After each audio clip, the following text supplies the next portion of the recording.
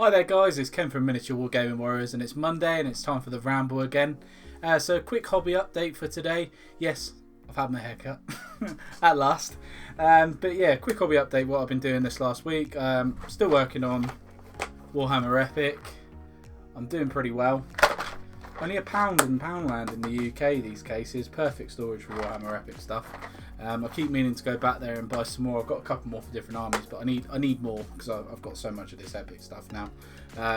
But I've painted all the vehicles, all the tanks, all the bikes, all the land speeders. That's all done. I'm working on the infantry at the minute. I've done quite a bit for the infantry. I put all the red on it. I've still got the guns and chainswords and all that sort of jazz to do, like detailed work. But that's coming along really well. I've also been working on some of the bolt action stuff. I put all the Africa Cork stuff together. I've primed it all. It's ready to go. I might wait until Christmas because I'm due the airbrush at Christmas, and I might see how I do with basing and priming. It's just some models to practice on with that. So I might leave those till Christmas. But if you've seen any of the other videos, like I've been doing the ghouls at the minute, just there, I'm probably going to take an evening this week and just base all of the ghouls up in that, I think it's Patchy Plains or Meadows. It's one of the two. I'll find out which one it is. But yeah, I've got a load of stuff from Luke APS this week.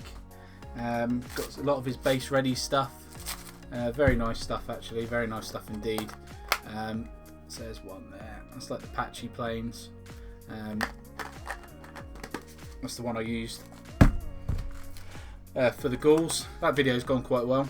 I've also got that one there, so it's a bit darker, a bit more flock in there as well. Very nice indeed. I've got Thousand Suns are going to get this treatment. They're going to get the old Martian sand treatment. So that's that stuff in there.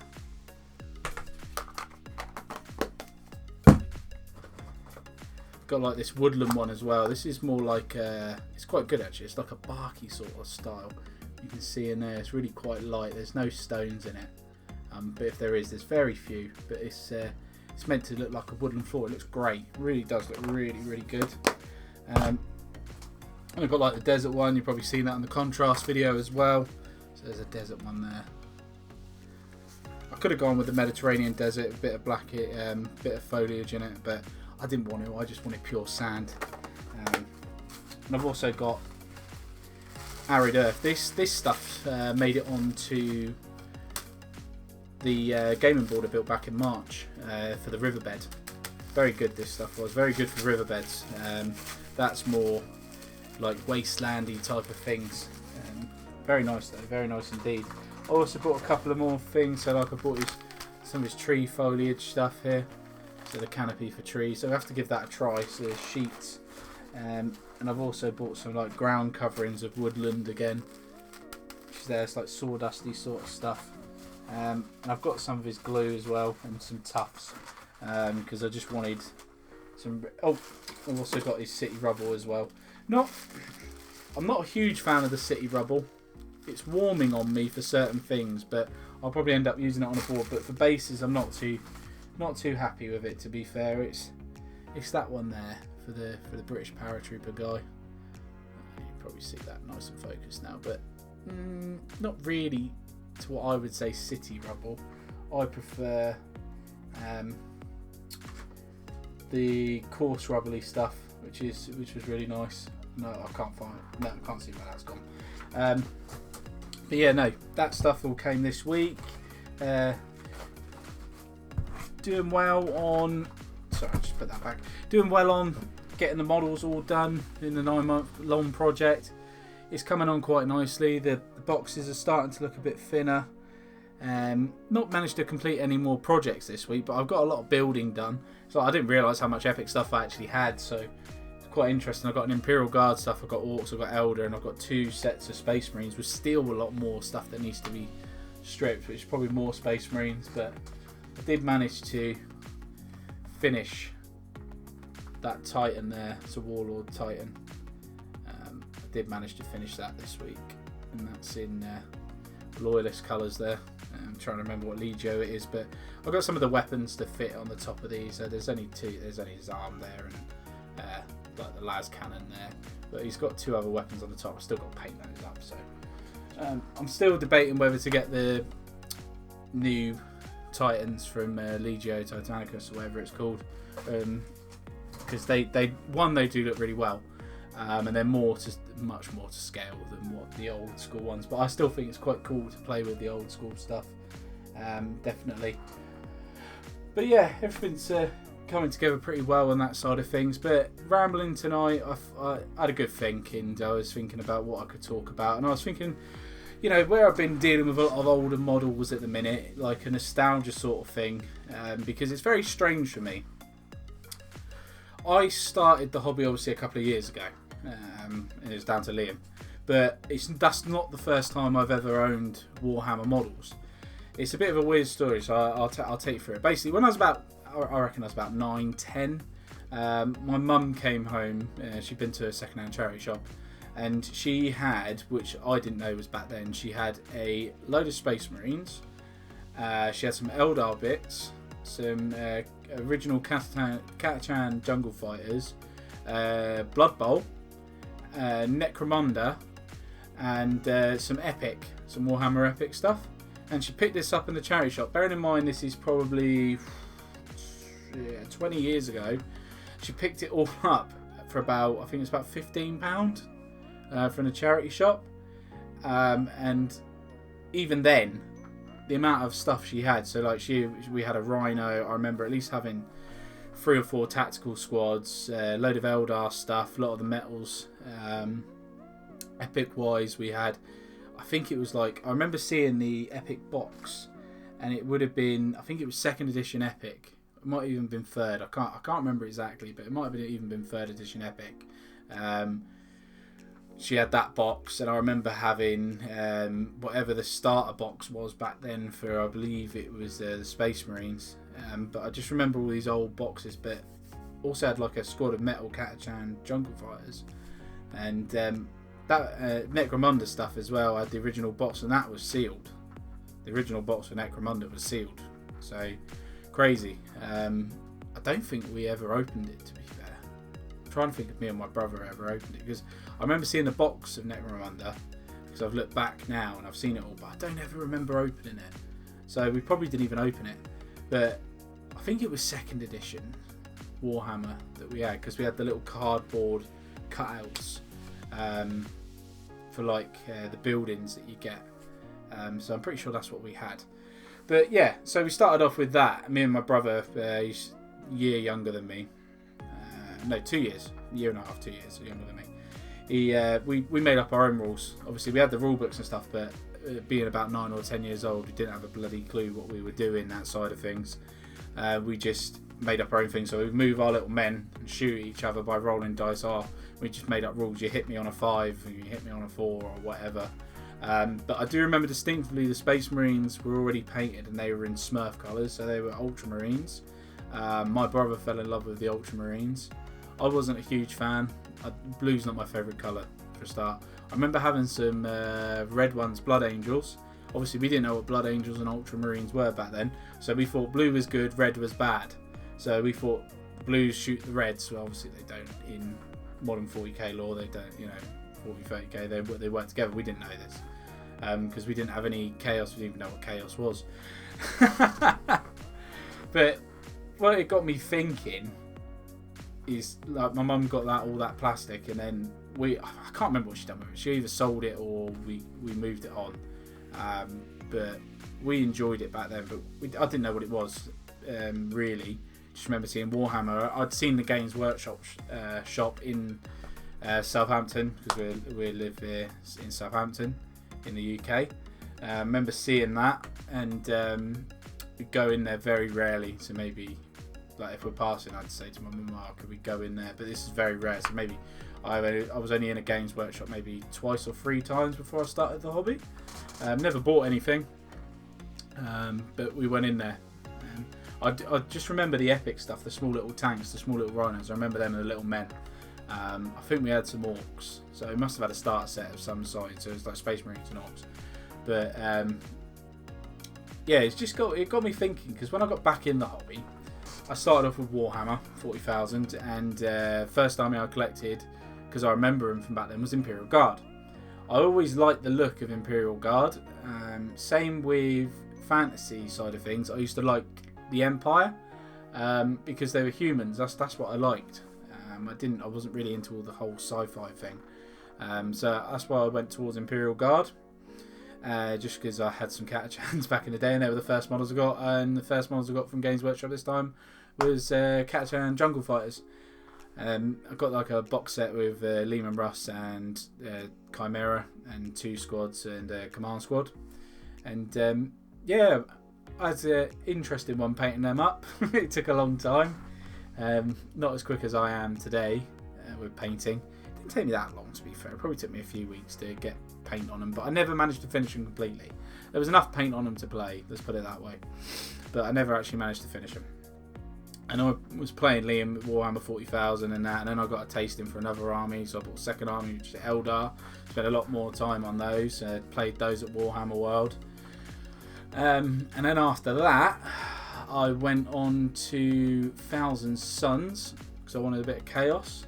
I've got that army still, got 1,000 points of Thousand Suns, that's all painted. Painted to a half decent standard, I might say. Quite interested with that side of things. They are painted quite nicely, and that was because I was fed up of losing to Liam all the time. I wanted something that he couldn't destroy very easily, which psychic abilities, I got like 21 psychic abilities a turn with the army I was using, and he hated it. He won't now because he's got his Sisters of Battle, but it's been a long time, like properly, since we played 40k every week, because we used to get together every week. We don't so much anymore. We do when we can, but not as much as we used to, just because of work and things. But when me and Liam, like, it's more me. When I saw World War II bolt action, I was like, I have got to get some of that. So Liam had been thinking about it for a while, and I kind of just went, sod it, I'm doing it. It's £40. I bought a British Airborne starter army, and I've never looked back from bolt action. I love bolt action. I still love it now. It's a brilliant game system, really enjoyable. I like my history. I like my World War II stuff. Quite into it, documentary wise and stuff. But really, really enjoy it.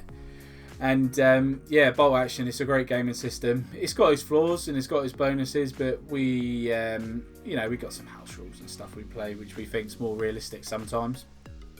But that's probably our bread and butter, is bolt action. We love 40k for the lore, but bolt action is what we play the most of. But it's all the Games Workshop stuff is the stuff that I remember from childhood, like saying, playing with it. And I just saw like Warhammer Epic. It's like been out of print for years, but I couldn't ever bring. I got some Space Marines, but I could never bring myself to paint them. I could never be bothered. I used to think they're really boring to paint. I painted a few, and I was just like, oh, can't be dealing with this. Just thought it's the same and same and same, even with different units. It's all power armor, isn't it? So I thought, that'd be cool. Playing Epic, 40k or 30k a mass. So you've got like whole companies and loads of stuff on the board, and it's scaled down, but you've got loads of Marines, and it's more like a proper huge battle you're in control of, not just like a little segment of it that you get in 40k. And that's what draws me to Epic. That's what I really like about it, is I can control huge amounts of units on a board and still have that, because I've got quite a good imagination, and still let my imagination run wild and stuff, and I really do enjoy it. And I love the old models, absolutely. I really do. It's like I've been watching a lot of certain things on YouTube, and you've got all this CAD designing, so computer designed miniatures nowadays, and they look frigging great. Don't get me wrong, they look fantastic, but I keep hearing this thing batted about. If it, when it's sculpted by hand, you can paint it by hand, and you can understand a bit more what the artist was doing. Because a lot of Games Workshop stuff now, you don't get accreditation for the artist or the person that's made it, because by right they'd probably be in any big corporation or company they are now. Someone probably designs all the chainswords, someone designs all the pauldrons, someone designs the helmets, someone designs this, and it all gets put together with assets. This is how I imagine it, and then you could take an asset out of there and take an asset out of there, you put it together, you got yourself a new model. But back in the day, hand sculpting things, it's like I look at some of these rhinos, and I've got Thunderhawk gunship here in metal, yeah, and you know, it's an absolute beautiful model. You know, the care and design that's gone into doing that. The Forge World one, the resin one, I've heard is even better, and I'd love to get hold of one of those. I've seen it on a battle report on YouTube. But even the Predators, you know, the old school Predators with the turrets. You know, not even if you're not even a 40k fan or a 30k fan or anything Warhammer fan wise, you can appreciate the delicacy that's gone into hand sculpting these minis, and I think it's absolutely fantastic. That's why I'm in love with like older miniatures at the moment. I'm just thinking they're absolutely amazing. It's the same with the Titans, you know. It's the same thing, you know. That's hand sculpted, you know. That's hand done. Yes, it doesn't look the best in realistic terms, but you know, someone's done it by hand compared to just doing it on a computer.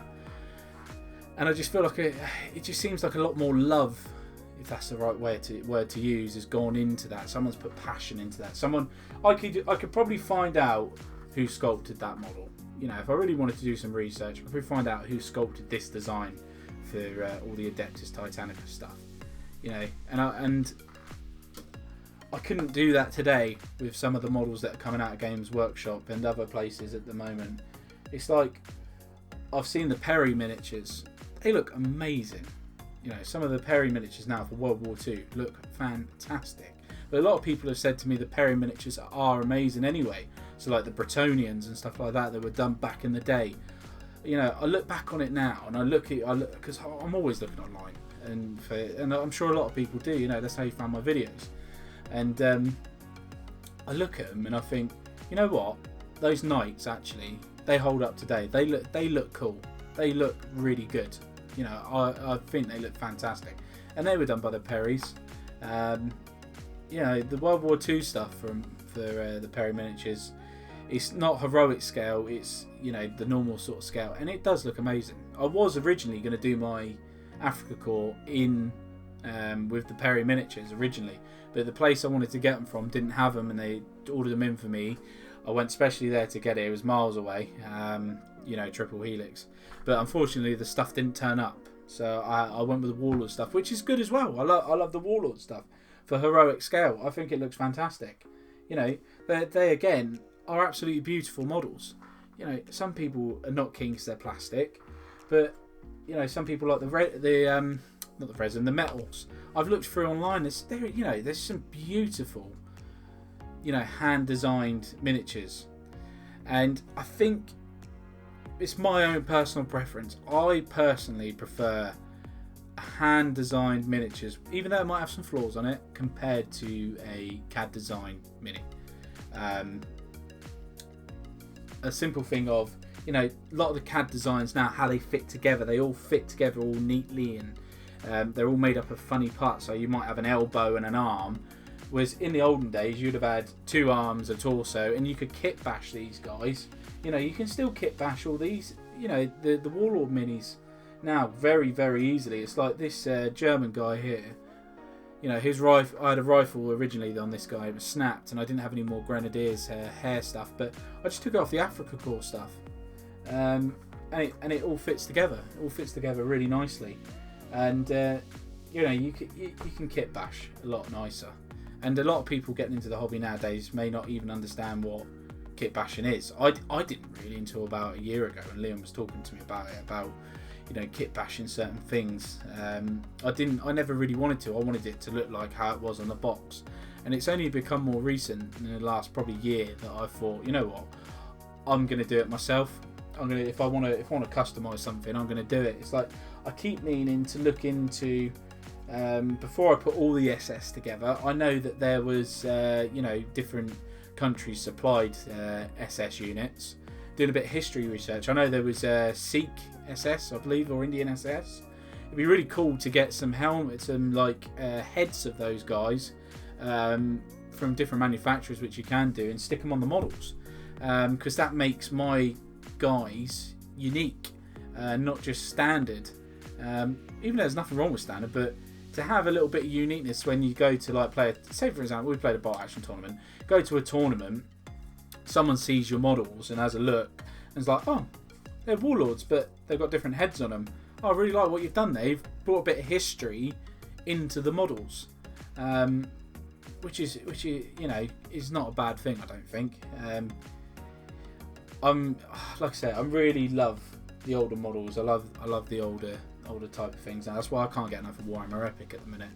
I really love seeing these older models, and I'm really enjoying painting them. Plus, I want to get them done because I really do want to play Epic when we go up to Warhammer World in January.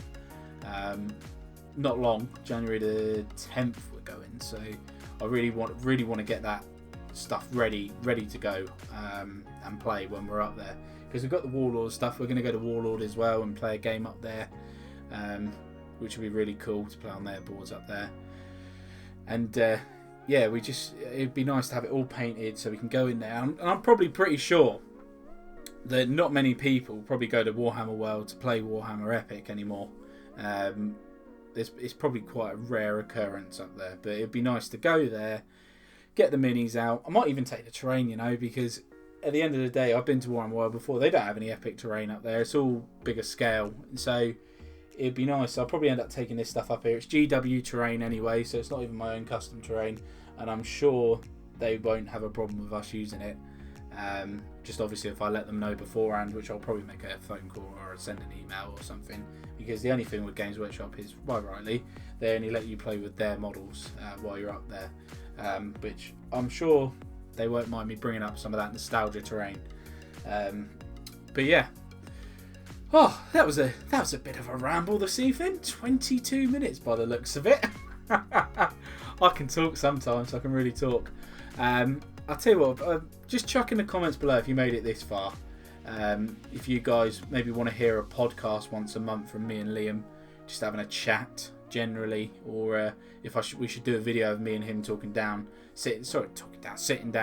having a chat about the hobby in general. See if you guys would enjoy that, because obviously I like listening to certain things when I'm painting. So you might want to hear me rambling on. You never know. I don't know unless you tell me. But thank you very much for watching again. And I probably rambled away from my main subject, which was why I like older models. But the main reason I like older models, they're sculpted by hand, and I can see the love and attention that's gone into them. But thank you very much for watching. See you again next week. And don't forget to check out the Facebook page and the Patreon. See you later.